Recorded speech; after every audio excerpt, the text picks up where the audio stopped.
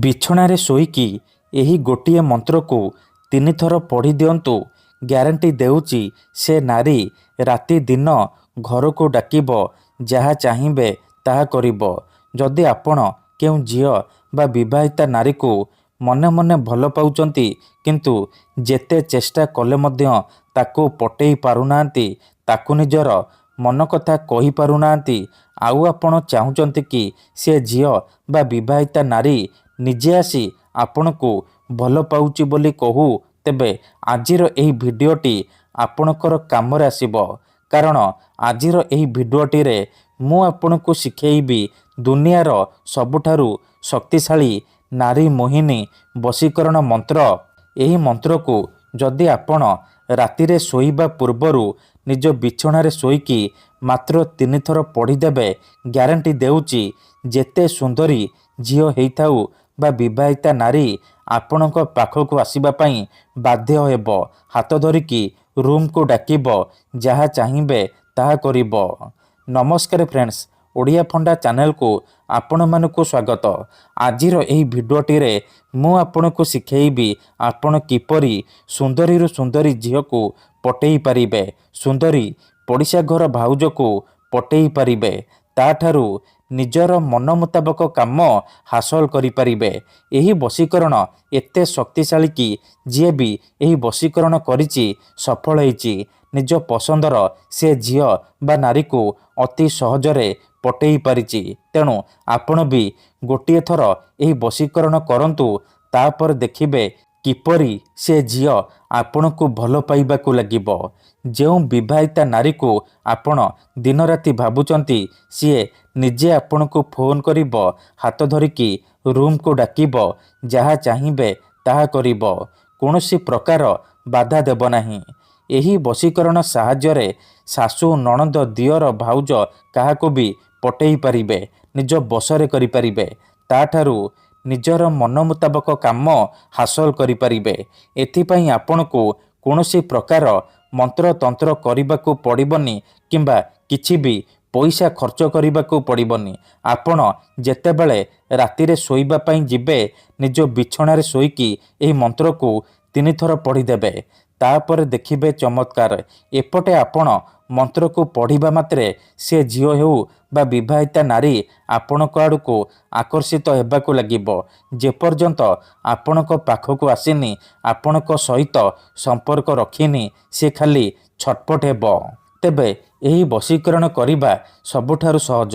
ଏହି ବଶୀକରଣ କେହି ବି ଅତି ସହଜରେ କରିପାରିବେ। ତେଣୁ ମୋର ଆପଣମାନଙ୍କୁ ଅନୁରୋଧ କି ମନରେ କୌଣସି ଖରାପ ଉଦ୍ଦେଶ୍ୟ କିମ୍ବା କୌଣସି ଖରାପ କାମ ପାଇଁ ଆପଣ ଏହି ବଶୀକରଣକୁ କରିବେନି। ଯଦି ଆପଣ ସତରେ ସେ ଝିଅ ବା ନାରୀକୁ ଭଲ ପାଉଛନ୍ତି, ତାକୁ ବିବାହ କରିବାକୁ ଚାହୁଁଛନ୍ତି, ତେବେ ହିଁ ଆପଣ ଏହି ବଶୀକରଣ କରିବେ। ଅନ୍ୟଥା ମନରେ କୌଣସି ଖରାପ ଉଦ୍ଦେଶ୍ୟ କିମ୍ବା କୌଣସି ଖରାପ କାମ ପାଇଁ ଆପଣ ଏହି ବଶୀକରଣକୁ ପ୍ରୟୋଗ କରିବେନି।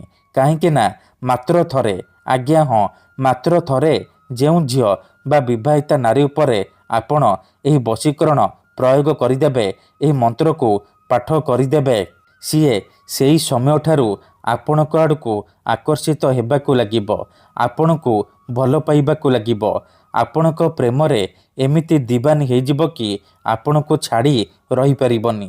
ତେବେ ଏହି ବଶୀକରଣ ଉପାୟ ଆପଣ କେମିତି କରିବେ ମୁଁ ଆପଣଙ୍କୁ ଶିଖେଇବି। ସମ୍ପୂର୍ଣ୍ଣ ପ୍ରୟୋଗ ବିଧି ଠିକ୍ ଭାବରେ ଶିଖେଇବି। ଜାଣିବା ପାଇଁ ଆପଣ ଭିଡ଼ିଓଟିକୁ ମୂଳରୁ ଶେଷ ପର୍ଯ୍ୟନ୍ତ ଧ୍ୟାନ ସହିତ ଦେଖନ୍ତୁ, ତେବେ ଯାଇକି ଆପଣ ସମ୍ପୂର୍ଣ୍ଣ ପ୍ରୟୋଗ ବିଧି ଠିକ୍ ଭାବରେ ଜାଣିପାରିବେ। ଅଧାରୁ ଛାଡ଼ିକି ପଳେଇଲେ, କାଟି କାଟି ଦେଖିଲେ ଆପଣ କିଛି ବି ବୁଝିପାରିବେନି। ପରେ କମେଣ୍ଟ କରିବେ, ଗୁରୁଜୀ ଆପଣଙ୍କର ବଶୀକରଣ କାମ କରୁନି। ଦେଖନ୍ତୁ, ବଶୀକରଣ କରିବା ପୂର୍ବରୁ ପ୍ରଥମେ ବଶୀକରଣକୁ ଠିକ୍ ଭାବରେ ବୁଝନ୍ତୁ, ପ୍ରୟୋଗ ବିଧି ଠିକ୍ ଭାବରେ ଶିଖନ୍ତୁ, ତାପରେ ଆପଣ ବଶୀକରଣ କରିବା ପାଇଁ ଯିବେ। ମନ୍ତ୍ର, ତନ୍ତ୍ର, ବଶୀକରଣ ଇଏ ଏମିତି ସେମିତି କାମ କରେନି। ମନରେ ସମ୍ପୂର୍ଣ୍ଣ ବିଶ୍ୱାସ, ନିଷ୍ଠା ଆଉ ଏକାଗ୍ରତାର ସହିତ ଏହି ବଶୀକରଣ କରିବାକୁ ପଡ଼ିବ। ତେବେ ଯାଇ ମୁଁ ଆପଣଙ୍କୁ ଗ୍ୟାରେଣ୍ଟି ଦେଉଛି ଆପଣ ଯେତେ ସୁନ୍ଦରୀ ଝିଅକୁ ଚାହିଁବେ ପଟେଇ ପାରିବେ। ତେବେ ଚାଲନ୍ତୁ ଜାଣିବା ଏହି ବଶୀକରଣ କେମିତି କରିବେ।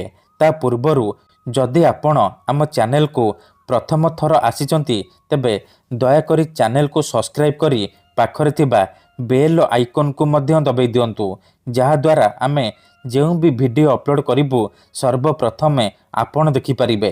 ଏହି ବଶୀକରଣକୁ ଆପଣ କେଉଁ ବି ବାରରେ କରିପାରିବେ, କିନ୍ତୁ ଯେବେ ବି କରିବେ ଶୋଇବା ପୂର୍ବରୁ କରିବେ। ବିଧିଟି କରିବା ପୂର୍ବରୁ ହାତ ଗୋଡ଼ ଧୋଇକି ସଫା ବସ୍ତ୍ର ପିନ୍ଧିକି ଏହି ବଶୀକରଣ ଆରମ୍ଭ କରିବେ। ପ୍ରଥମେ ଆପଣ କ'ଣ କରିବେ, ଯେତେବେଳେ ରାତିରେ ଶୋଇବା ପାଇଁ ଯିବେ ନିଜ ବିଛଣା ଉପରେ ପୂର୍ବ ଦିଗକୁ ମୁଣ୍ଡ କରିକି ଶୋଇପଡ଼ିବେ। ତାପରେ ଡାହାଣ ହାତକୁ ଛାତି ଉପରେ ରଖିବେ ଆଉ ଆଖି ବନ୍ଦ କରିକି ସେଇ ଝିଅ ବା ବିବାହିତା ନାରୀକୁ ମନେ ମନେ ଭାବିବେ, ତାକୁ ନିଜ ମନରେ ଭାବିବେ। ତାପରେ ଏହି ମନ୍ତ୍ରକୁ 3 ଥର ପଢ଼ିବେ। ଓମ୍ ନମଃ କାମାକ୍ଷା ଦେବୀ ଆମୁକଂ ମେ ବଶ୍ୟମ କୁରୁ କୁରୁ ଫଟ୍ ସ୍ୱାହା। ଆମୁକଂ ଜାଗାରେ ଆପଣ ସେ ଝିଅ ବା ସ୍ତ୍ରୀର ନାମ କହିବେ ଯାହାକୁ ଆପଣ ପଟେଇବାକୁ ଚାହୁଁଛନ୍ତି। ମନ୍ତ୍ରକୁ 3 ଥର ପଢ଼ି ସାରିବା ପରେ ଛାତି ଉପରୁ ହାତକୁ କାଢ଼ିବେ ଆଉ ଛାତିରେ ଗୋଟିଏ ଥର ଫୁଙ୍କିଦେବେ। ଏହିପରି ଆପଣ ଲଗାତାର 3 ଦିନ ପର୍ଯ୍ୟନ୍ତ ରାତିରେ ଶୋଇବା ପୂର୍ବରୁ ନିଜ ବିଛଣାରେ ଶୋଇକି କରିବେ। ମନେ ରଖନ୍ତୁ, ପ୍ରଥମ ଦିନରୁ ହିଁ ପ୍ରଭାବ ପଡ଼ିବା ଆରମ୍ଭ ହୋଇଯିବ। ସୁନ୍ଦରୀ ଝିଅ ହେଉ ବା ସୁନ୍ଦରୀ ଭାଉଜ ଆପଣଙ୍କ ଆଡ଼କୁ ଆକର୍ଷିତ ହେବାକୁ ଲାଗିବ, ଆପଣଙ୍କୁ ଭଲ ପାଇବାକୁ ଲାଗିବ। କିନ୍ତୁ ଏହି ବିଧିକୁ ଅଧାରୁ ଛାଡ଼ିବେନି। ଲଗାତାର 3 ଦିନ ପର୍ଯ୍ୟନ୍ତ ରାତିରେ ଶୋଇବା ପୂର୍ବରୁ ଏହିପରି କରିବେ। ତାପରେ ଦେଖିବେ ସାରା ଜୀବନ ପାଇଁ ସେ ଝିଅ ବା ନାରୀ ଆପଣଙ୍କ ବଶରେ ହେଇଯିବ। ଆପଣଙ୍କର ସବୁ କଥା ମାନିବ, ଯାହା ଚାହିଁବେ ତାହା କରିବ। ଧନ୍ୟବାଦ।